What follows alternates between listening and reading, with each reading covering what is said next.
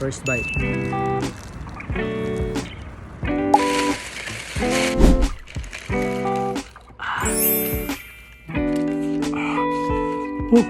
Ang init ah.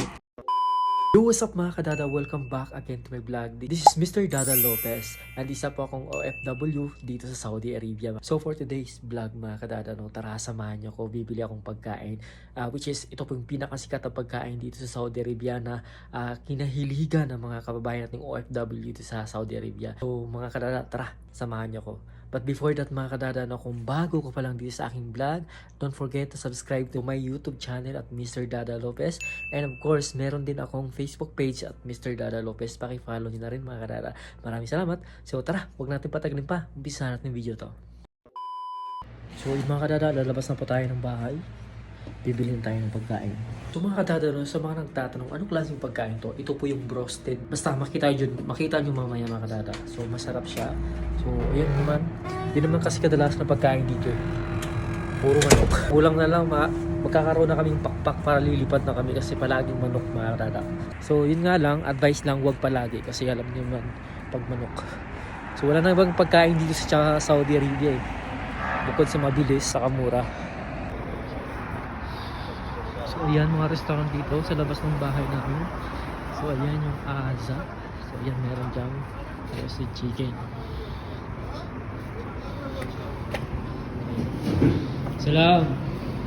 Salam. Ito siya. Ayan chicken roasted. Wahai dada. Wahai dada. Ayun. Spicy. Come. Same. Okay, spicy. Wahai. Spicy? Ayun. Udah keluar ah. Dinriyan lang siya. Apat na piraso na. So bukod pala sa broasted, meron din palang sikat dito na pagkain sa Saudi. Ito po yung shawarma. So titikman din natin yung kanilang shawarma. O masarap. Tara, samahan niyo ko. Yung shawarma. Salam. So yung mga pagkain natin. Itnin, sige. So,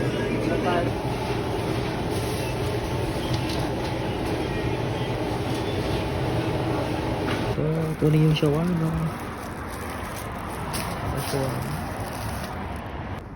So, yung kadada, no, habang hinintay natin yung chicken natin, kakain mo tayo ng shawarma. Titikman natin yung shawarma. Tara, kain tayo ng shawarma. So, ito palagi na ito kalaki. 5 riyal lang yan. So, ang mura, diba? 5 riyal. Ito tingnan natin yung shawarma nila. Ito yung shawarma nila. Gulay siya. May kamatis. Patata. Kain tayo. Kakain tayo ng shawarma. First bite.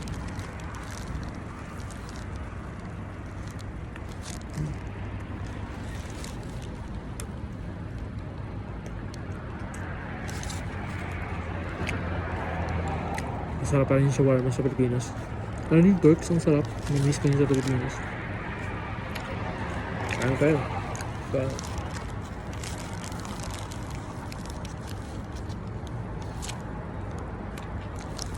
So, ito na yung ating chicken. Tara, uwi na tayo. At ako'y gutom na. Tara, let's go. Nandun pala yung bahay namin. Tara, let's go. So, yung makatata na dito tayo sa bahay. Tara. Tayo. Tignan tayong kanin. Walang kamatayang kanin. Siyempre Pinoy tayo eh. Hindi pwedeng walang kanin. Tara, let's go. So yun mga kadadakain tayo.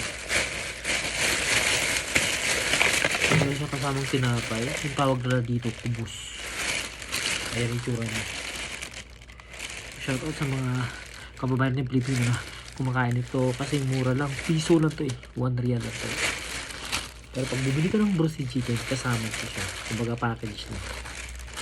Laki ng tinapay. Ilang piraso? 2 piraso.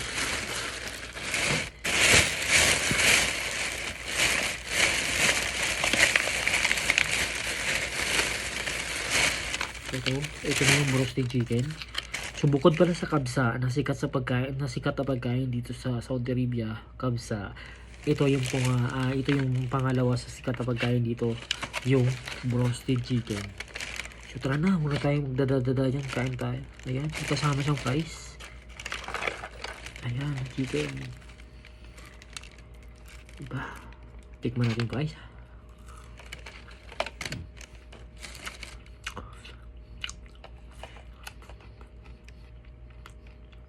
Kain tayo. Siyempre, manok ting mga.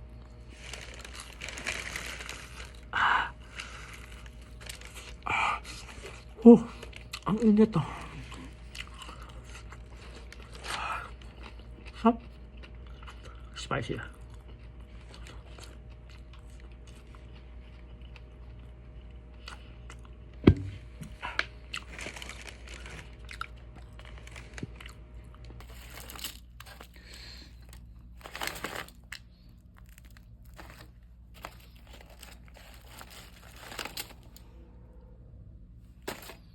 Sino makadala, maraming salamat sa pagpanood sa aking vlog. I hope nag-enjoy kayo. Please don't forget to subscribe to my YouTube channel at Mr. Dada Lopez. Kita-kits po tayo ulit sa mga susunod kong vlog. Maraming salamat. Bye-bye. Kakain muna ako mga kadada. Bye.